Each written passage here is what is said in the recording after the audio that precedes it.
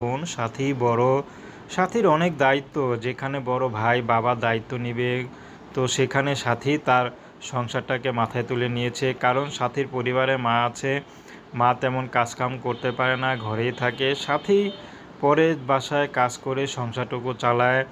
তো সাথীর বিয়ে শাদী হয়নি, বিয়ে শাদী করতে হবে। সাথী যে পড়াশোনা করবে সেই অবস্থাও ছিল না।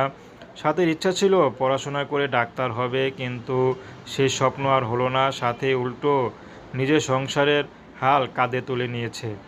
সাথীর একটি কথা, আমি হয়তো কষ্ট করে করে সংসারের অনেক কাজ করে এ পর্যন্ত বড় হয়েছি, তো স্বামীর ঘরে যদি যাই, সে পরিবার যতই বড়ই হোক, সে পরিবারে যতই কষ্ট হোক আমার গায়ে লাগবে না। আমি সব কাজ কাম একাই সামলে নিতে পারবো, কারণ আমার সেই ওইগুলো আছে।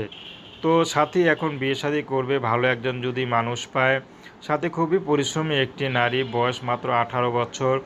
তো সাথীকে যৌতুকের জন্য কেউ বিয়ে করে না, কিন্তু সাথীর একটি কথা, বিয়ে করতে